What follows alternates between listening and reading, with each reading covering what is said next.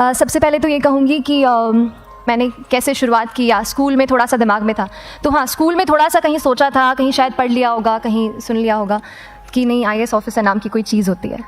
लेकिन तब ये भी नहीं पता था कि यार UPSC नाम की कोई एग्ज़ाम है, सिविल सर्विस एग्ज़ाम है, उससे और भी पोस्ट में आप सिलेक्ट हो सकते हैं, ऐसा कुछ नॉलेज नहीं था। जब मैं अपने कॉलेज लेवल में आई, जब कॉलेज में एडमिशन लिया, मैंने भोपाल से ही प्राइवेट इंजीनियरिंग कॉलेज से केमिकल इंजीनियरिंग किया है।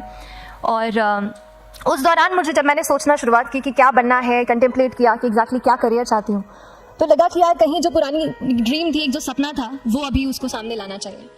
फिर इस बारे में और पढ़ा, और इस एग्ज़ाम के बारे में जो चीज़ें मुझे 1-2 साल में समझ में आई हैं, वो कुछ चीज़ें मैं आपसे शेयर करना चाहती हूँ।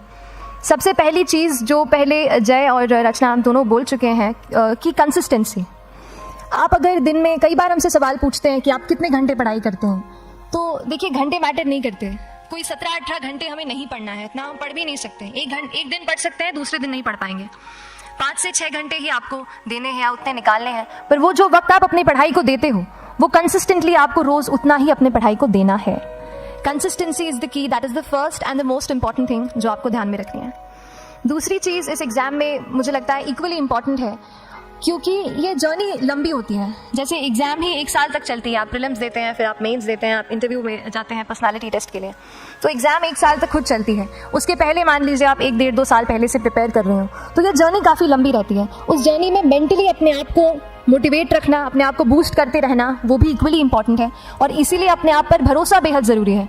You need to have a faith in yourself कि अगर आपने इसमें कदम रखा है, अगर आपने सोचा है कि आप सिविल सर्विस एग्ज़ाम देना चाहते हैं और देंगे, तो आपको ये ठान के उसमें जाना है कि हाँ, मैं ये कर सकता या कर सकती हूँ। ये एक अपना मोटिवेशन, अपने साथ एक फेथ, बिलीफ अपने ऊपर आपको हमेशा रखना है। कमिंग टू प्रेपरेशन की कैसे तैयारी करनी है, बहुत सारी बातें आप सुन चुके हैं कि आंसर राइटिंग में कैसे करना होता है, आंसर राइटिंग का स्ट्रक्चर कैसा होना चाहिए। तो मैं शुरू में सबसे पहले ये कहूँगी कि मेरे प्रिपरेशन का बेस 2 चीज़ें रहीं। पहला था करंट अफेयर्स। करंट अफेयर्स इसलिए मैंने उसी से शुरुआत की क्योंकि करंट अफेयर्स सबसे इंटरेस्टिंग पार्ट होता है। कई बार आपको हिस्ट्री कभी बोरिंग लगेगी, कई बार आपको लगेगा ज्योग्राफी इतना, कभी हर किसी के अपने अपने फेवरेट्स होते हैं। तो मुझे वो 2 सब्जेक्ट्स लगते थे कि यार इतना मन नहीं करता है। लेकिन न्यूज़पेपर्स और करंट अफेयर्स में जो भी नया चल रहा है, वो मुझे हमेशा इंटरेस्टिंग लगता था। इंटरनेशनल रिलेशंस में क्या हो रहा है, क्या सोशल रियलिटीज़ हैं, कहाँ क्या हुआ, उसका क्या इम्पैक्ट पड़ेगा एडमिनिस्ट्रेशन पे और हमारी कंट्री पे, तो उसको आप अपना एक बेस बना सकते हो। आप करंट अफेयर्स बेस्ड प्रिपरेशन कर सकते हैं, इसलिए भी क्योंकि अगर आप मेंस एग्जाम देखेंगे तो काफ़ी डायनामिज्म आ गया है। केवल प्रीलिम्स में नहीं, बल्कि जनरल स्टडीज़ पेपर 2, पेपर 3 में भी आप देखेंगे कई सारे ऐसे सवाल हैं जो करंट इवेंट से इंस्पायर्ड होते हैं, उन पे बेस्ड रहते हैं। तो जब आप न्यूज़पेपर बेस्ड, करंट बेस्ड पढ़ाई करते हैं, तो वो आपका प्रिपरेशन वहाँ से भी कवर हो सकता है। दूसरी जो चीज़ मैंने जिस पे बहुत फोकस किया, वो थी आंसर राइटिंग। तो आंसर राइटिंग का, जैसे खान सर बता रहे थे कि आंसर राइटिंग की प्रैक्टिस बहुत की, तो उसके पीछे मेरा ये था कि जब मैं हमेशा प्रीलिम्स का कोई भी पेपर टेस्ट देती थी, हम मॉक टेस्ट देते हैं, तो मॉक टेस्ट देती थी तो हमेशा मेरे मार्क्स करीब 90 to 110, 120, इससे ऊपर मेरे कभी मार्क्स नहीं जाते थे।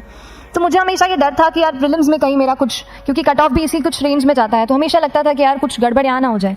लेकिन जब मैंने आंसर राइटिंग की और मेंस एग्जाम के बारे में जाना, तब मुझे लगा कि आंसर राइटिंग एक ऐसी चीज़ है, मेंस एक ऐसा फेज है सिविल सर्विस एग्जाम का जहाँ पे आप अच्छे से तैयारी कर सकते हैं। And if you have written the answers, if you know कि you have covered the points well, if you have included उसमें कुछ आपने facts, international reports, government schemes, आपने कुछ ऐसे उसमें सॉल्व भी डाला है, तो जो रिजल्ट आएगा वो सेटिस्फैक्ट्री ही आएगा, अच्छा ही आएगा। तो मेंस एक ऐसा पार्ट है जिस पे आप काफ़ी बैंक ऑन कर सकते हो। मैं जब पर्सनालिटी टेस्ट भी मैंने दिया, तो इस बार भी आप नंबर्स देखेंगे तो आसपास की रैंक के हिसाब से मेरे नंबर्स उसमें कम हैं, लेकिन it is just the general studies and the answer writing part, जो मेंस के जो वो है मार्क्स हैं या मेंस का जो एक फैक्टर रहा, वो मेरे लिए सबसे ज़्यादा इंपॉर्टेंट डिसाइडिंग फैक्टर रहा है। तो अपना एक्सपीरियंस यही बताऊंगी कि आंसर राइटिंग पे आप विशेष फोकस कीजिए। जैसा स्ट्रक्चर आपको बता ही चुके हैं कि इंट्रोडक्शन में कैसे आपको शॉर्ट रखना है, बॉडी एंड देन कंक्लूजन, उसमें छोटी चीज़ जैसे मैं अभी मेंशन कर रही थी, आप एक इंश्योर कीजिए कि देखिए जो भी एग्जामिनर आपकी कॉपी चेक कर रहे हैं, वो दिन में 10, 15, 20 कॉपीज चेक कर रहे हैं, तो उन सबसे आपको अलग कैसे आप अपनी कॉपी दिखा सकते हो, ये चीज़ आपका प्रेजेंटेशन और आप जिस तरीके से आंसर लिखते हो कंटेंट को, वो मैटर करेगा।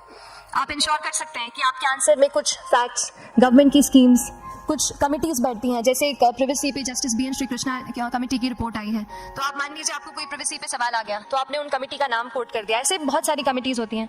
कुछ इंटरनेशनल रिपोर्ट्स आते हैं, वो आप इनके बारे में लिख सकते हैं। इंडिया का मैप आप बना सकते हैं। मैंने सीख लिया था कि 10-15 सेकंड्स में कैसे जल्दी से मैप बनाना है और उस पर कैसे पॉइंट कुछ करना है, कुछ लोकेट करना है। तो ये कुछ ऐसी चीज़ें हैं जो आपके आंसर्स को एनरिच करेंगी और प्रेजेंटेबल बनाएंगी। तो इस तरीके से आंसर्स पे जैसे हम क्लास करते हैं, लेकिन उसके साथ साथ आपको ये कोशिश करनी है कि 1 से 2 आंसर पर डे आपको ज़रूर लिखने ही लिखने हैं, apart from the test series that you are doing. Answer writing से 2-3 चीज़ें होती हैं, ना केवल हमारी एक लिखने का हमें समझ आता है हम क्या लिखते हैं कैसा है, पर हमारा कॉम्प्रिहेंशन भी इम्प्रूव होता है, हमें कितना समझ में आया वो भी हमें खुद समझ आता है जब हम आंसर्स लिखते हैं। और इसीलिए आंसर राइटिंग पे आप फोकस कीजिए, 1 से 2 आंसर ज़रूर लिखिए।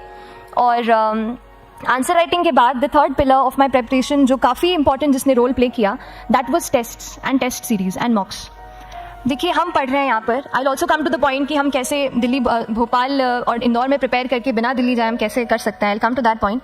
पर उसके पहले टेस्ट की थोड़ी बात कर लेती हूँ कि टेस्ट देना क्यों ज़रूरी है। हम ये जो एग्ज़ाम दे रहे हैं सिविल सर्विस की, एक ऑल इंडिया लेवल एग्ज़ाम है and this cut throat competition.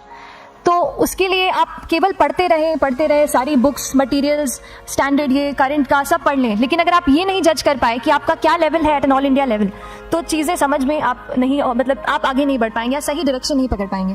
तो इसलिए आप टेस्ट से घबराइए मत। कई बार टेस्ट का इनर्शिया होता है, ऐसे लगता है कि जब तक पूरा सिलेबस कंप्लीट नहीं कर लूँ तब तक टेस्ट नहीं दूंगी, लेकिन सच में बात ये होती है कि जब तक हम जीएस के मतलब पेपर देने अंदर भी घुसते हैं ना, तब भी उस सेकंड पे लग रहा होता है कि कुछ छूट गया है हमारा।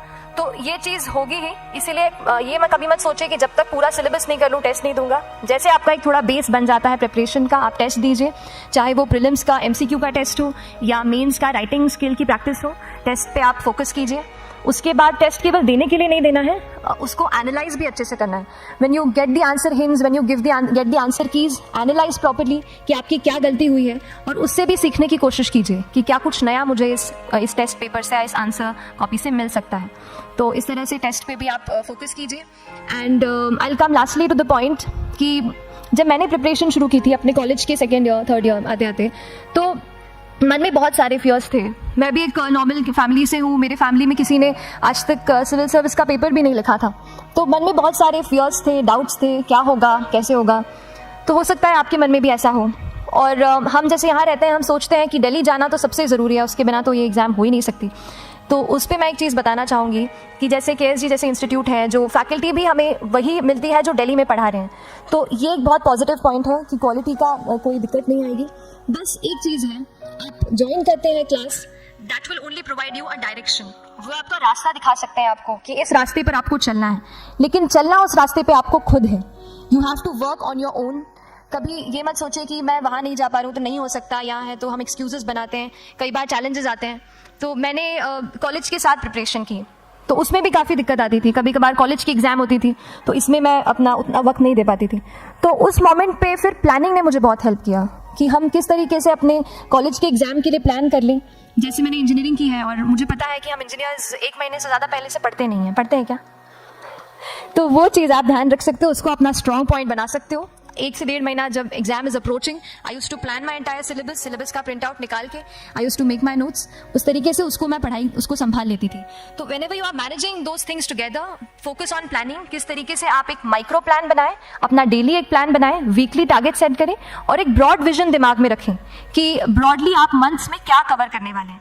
अगर आप प्लानिंग अच्छे से करते हैं तो ज़्यादातर पोर्शन आपका वहीं से कवर हो जाता है, और जब आप टारगेट्स बनाते हैं उनको टिक करते हैं तो एक सेंस ऑफ कंप्लीशन भी आपको मिलता है कि yes I am on the right path और मैं सही जा रहा हूँ या जा रही हूँ। तो इस तरीके से प्लानिंग पे भी इक्वली फोकस कीजिए। एंड बस यही सिंगल बिगेस्ट मैसेज मेरी तरफ से यही रहेगा कि आपने अगर ठान लिया है, अगर आप सोचते हैं कि आप ये एग्जाम क्रैक कर सकते हैं, तो आपको रोकने वाला और कोई नहीं, आप खुद ही हो सकते हैं। तो खुद आप अपनी रुकावट कभी मत बनिए, एक्सक्यूजेस मत बनाइए। ऑब्स्टिकल ज़रूर आएंगे, उन्हें आपको चैलेंज करना है, challenges are meant to be challenged.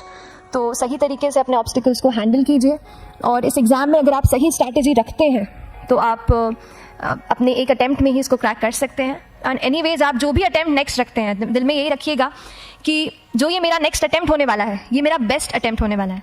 कभी भी इस एग्ज़ाम को हाफ हार्टेडली मत दीजिए कि चलो दे के देखता हूँ कैसा है पैटर्न का एग्ज़ाम का। अगर एग्ज़ाम का पैटर्न देखना है ना, तो घर पे 3 घंटा टाइम लगा के एग्ज़ाम दे दो, बट केवल पैटर्न देखने के लिए एग्ज़ाम अटैम्प्ट मत कीजिए। जब आप एग्जामिनेशन हॉल में जा रहे हैं या कोई अटैम्प्ट आपने सेट किया है, तो अपना सब कुछ उस एग्ज़ाम को दीजिए, अपना टाइम, एनर्जी, फोकस, जितना भी करेक्ट आप उसमें पॉजिटिविटी डाल सकते हैं उसको दीजिए, एंड पूरी तैयारी के साथ ही इस पेपर को दीजिए, and I am sure that you will succeed.